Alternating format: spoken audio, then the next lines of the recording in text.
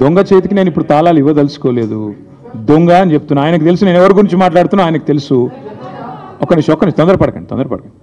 దొంగ చేతికి తాళాలు నేను ఇప్పుడే ఇవ్వదలుచుకోలేదు. ఆయన ఎవరు ఆయనకు తెలుసు, రేవంత్ రెడ్డికి కూడా తెలుసు. ఇంకా నేను ఎక్కువ చెప్తే మీకు కూడా క్లూ వచ్చేస్తుంది, మీరు పట్టేస్తారు. మీరు చాలా తెలివైన వాళ్ళు ముందే.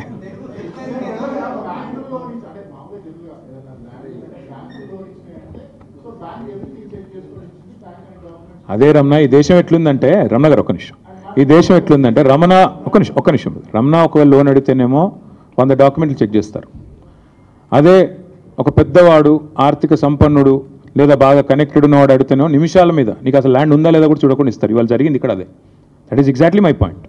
ఎందుకంటే ఐసిఐసిఐ లాంటి బ్యాంకు ఒక అతిపెద్ద బ్యాంకు, ఇండియాలో ప్రైవేట్ బ్యాంక్స్లో ఒక అతిపెద్ద బ్యాంకు. అలాంటి బ్యాంకు 400 ఎకరాలు నీకు ఇస్తున్నాను అంటే అసలు ఓనర్షిప్ అసెటైన్ చేసుకోకుండా, ఫీల్డ్లో అసలు నీకు ఉందా లేదా నీ చేతుల్లో భూమి అని చెప్పుకోకుండా వచ్చి ఇచ్చేస్తారా 10,000 కోట్లు? ఎందుకు జరిగింది ఇది? మధ్యలో ఉండే బ్రోకర్కి ఇచ్చిన 170 కోట్ల లంచం, రేవంత్ రెడ్డి ఆ బీజేపీ ఎంపీ కలిపి ఆడిన నాటకం, పైనుండే కొంతమంది అధికారుల సహకారంతో ఆర్బీఐతో ఉండే ఒక అంతర్గతమైన దాంతో చేశారు ఇదంతా. అందుకే నేను అంటున్నా సీరియస్ ఫ్రాడ్ అని ఎందుకంటున్నా, ఎస్ఎఫ్ఐఓ ఇన్వాల్వ్ కావాలని ఎందుకంటున్నా. 10,000 కోట్ల ధనం ఇవాళ ఐసిఐసిఐ ఇవ్వడము తప్పు, అది కూడా నాది కాని భూమిని నేను తనఖా పెట్టడమే తప్పు కదా. కాబట్టే ఇవాళ we are asking for an enquiry. చేస్తారా లేదా సస్తారా వాళ్ళ ఇష్టం. అది I think that is something we have to wait and see. Divakar గారు ఒక దివాకర్ గారు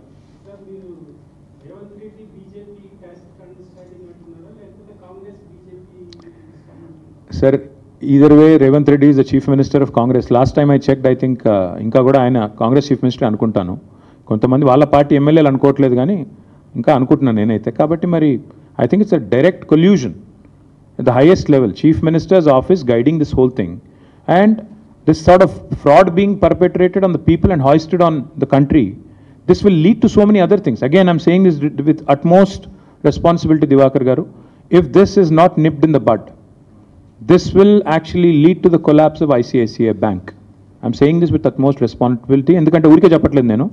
10,000 కోట్లు అట్లా యాదృచ్ఛికంగా ఊరికే ఎవరు అట్లా ఇచ్చేయరు, అట్లా ఇచ్చేయరు నార్మల్ కోర్సులో. కానీ ఇక్కడ ఇస్తున్నారు అంటే దీని వెనకాల ఎంత పెద్ద కుంభకోణం ఉందో దాన్ని బట్టి మీరు అర్థం చేసుకోండి.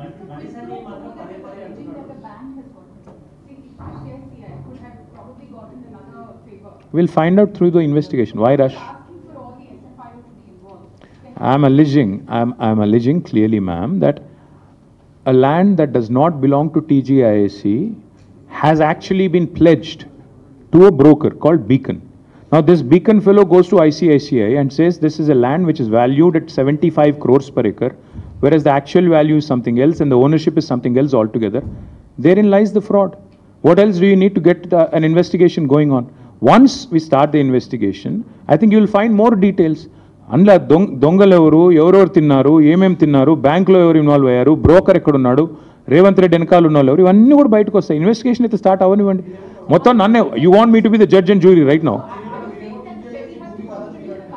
Absolutely, not just SEBI. I'm saying CVC, SEBI, everybody is competent to intervene in this. If Government of India is serious, they have to investigate, they have to intervene. If they don't, then I certainly think that, at any cost, at any cost, ultimately, ఇవాళ జరిగేది ఏమంటే మీరు రాష్ట్ర ప్రభుత్వం చేసిన ఈ ఆర్థిక దోపిడీ, ముఖ్యమంత్రి గారి కనుసనలో జరిగిన ఈ ఆర్థిక దోపిడీ, ఇఫ్ ఇట్ గోస్ అన్చెక్డ్, వాళ్ళు నెక్స్ట్ దానికి ఆల్రెడీ 60,000 కోట్ల కుంభకోణానికి రెడీగా ఉన్నారు. ఇంకొకటి అల్టిమేట్గా జరిగేది ఏంటి మేడం ఇందులో అంటే 75 కోట్ల వాల్యుయేషన్ 40 కోట్లకు తగ్గించి వాళ్ళకి కావాల్సిన వాళ్ళకి భూములు కట్టబెడుతున్నారు. అందులో ఐసిఐసిఐ బ్యాంక్లో పనిచేసే మేనేజర్ ఉన్నాడో వాళ్ళు ఎవడున్నాడో నాకేం తెలుసు, మీకేం తెలుసు, ఇన్వెస్టిగేట్ చేస్తే తెలుస్తుంది. అల్టిమేట్గా the whole sketch, the whole plot is orchestrated by CM Revanth Reddy. నేను అనడం లేదు, అక్కడ రికార్డ్స్ చెప్తున్నాయి నా తమ్ముడు. నేను చెప్పడం నువ్వు చెప్పడం కాదు కదా పాయింట్. నేను ఇప్పుడు నీకు చూపెట్టింది రిజిస్ట్రేషన్ పత్రాలు. ఈరోజు టైటిల్ డీడ్ వాళ్ళకి ట్రాన్స్ఫర్ అయిందా, పేరుకి మారిందా, మ్యూటేషన్ జరిగిందా? ఒక జీవో అనే కాగితం తప్ప 75 కోట్లు పర్ ఎకరం అని. తర్వాత ఇప్పుడు బ్రదర్ నీకు తెలుసు కదా ప్రాసెస్ ఎట్లుంటుందని. ఒక ప్లాట్ కొనుక్కున్నావు బ్రదర్, ప్లాట్ కొనుక్కుంటే ఏం స్టెప్స్ ఉంటాయమ్మా? రిజిస్ట్రేషన్ ఉంటుంది, తర్వాత మ్యూటేషన్ ఉంటుంది, అంతేనా? సేల్ అగ్రిమెంటు, సేల్ డీడీ అని జరగాలి. జరిగిన తర్వాతనే ఫైనల్గా నీకు నీ పాస్బుక్లోకి ఎక్కుతుంది. మరి నీకు పాస్బుక్కే లేదు, నీకు అసలు మ్యూటేషనే జరగలేదు, నీ టైటిలే ట్రాన్స్ఫర్ కాలేదు, నీది కాని భూమి నువ్వు అమ్మేస్తే ఒప్పుకుంటావా? జరిగింది అక్కడ ఇక్కడ అది that is the biggest fraud. చేసింది ఎవరు? Revanth Reddy. That's the whole point. Thank you. అనలేదు, జరిగింది అని చెప్తున్నా.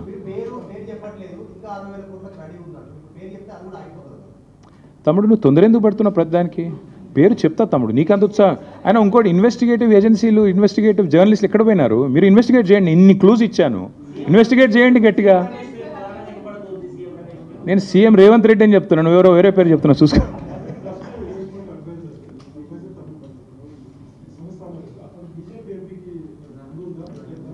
ఇన్వెస్టిగేటివ్ జర్నలిజం ఎందుకయ్యా? నాకు అర్థం కాదు. జర్నలిజం స్కూల్లో ఏం చదువుకున్నారు? గట్టిగా ఇన్వెస్టిగేట్ చేయండి. Thank you. మహిళలకు, అదేవిధంగా అణగారిన వర్గాలందరికీ, ఎందుకంటే education is the greatest leveller అనే ఉద్దేశంతో 1022 గురుకుల పాఠశాలలు పెట్టి బడుగు బలహీన వర్గాల అభివృద్ధికి, భవిష్యత్ తరాలకు ఒక ప్రపంచంతో పోటీపడే పౌరులుగా తయారు చేసే శక్తిని సంతరించుకునే విధంగా మహాత్మా జ్యోతిబా ఫూలే గారికి నివాళులు అర్పిస్తూ పెద్ద ఎత్తున గురుకుల పాఠశాలలు ఏర్పాటు చేసింది కేసీఆర్ గారి నాయకత్వం.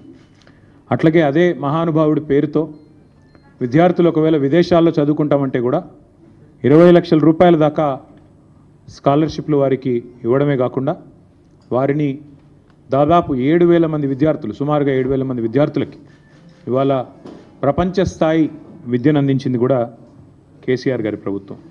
మరి అట్లాంటి మహనీయుడి జయంతి సందర్భంగా ఈరోజు వారికి ఘనంగా మేమందరం కూడా ఇప్పుడే నివాళులు అర్పించి మీ ముందుకు మరొక ముఖ్యమైన విషయాన్ని చెప్పడానికి రావడం జరిగింది. నేను ఒక 3 రోజుల కిందట మిత్రులకు చెప్పడం జరిగింది.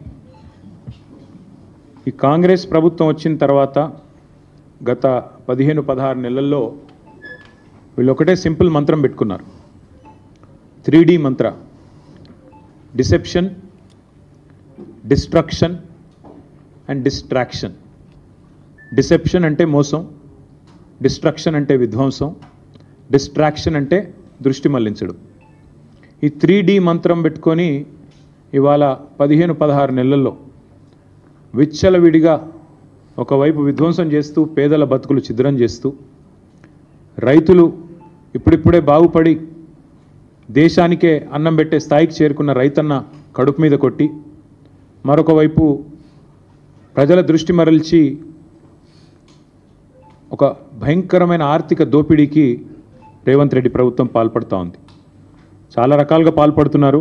గతంలో కూడా మేము కొన్ని బయట పెట్టాము. ఈరోజు మరొక కుంభకోణాన్ని మీ దృష్టికి తీసుకొని రావాలి, మీ ద్వారా ప్రజల దృష్టికి కూడా తీసుకొని రావాలి. దేశం మొత్తం నివ్వెరపోయి చూసిన ఘటన మన హైదరాబాద్ సెంట్రల్ యూనివర్సిటీలో జరిగిన పర్యావరణ విధ్వంసం, పర్యావరణ హననం. కానీ అక్కడ జరిగింది కేవలం పర్యావరణ విధ్వంసం, పర్యావరణ హననం మాత్రమే కాదు, మూగజీవుల ప్రాణాలు తీయడమే కాదు. రేవంత్ రెడ్డి గారి ప్రభుత్వం చాలా సక్సెస్ఫుల్గా ఒక అతిపెద్ద ఫైనాన్షియల్ ఫ్రాడ్ అనే దానికి కూడా మొన్న ఈ సెంట్రల్ యూనివర్సిటీ పక్కన ఉన్న అటవీ భూములు ఏవైతే ఉన్నాయో వాటిల్లో వారు చేయడం జరిగింది. ఇది ఒక నేరపూరిత కుట్ర, క్రిమినల్ కాన్స్పిరసీ, విశ్వాసఘాతకం తెలంగాణ ప్రజల పట్ల. మరి అదేవిధంగా సింపుల్గా చెప్పాలి అంటే ఈ 400 ఎకరాలు ఏదైతే ఆనాడు 2000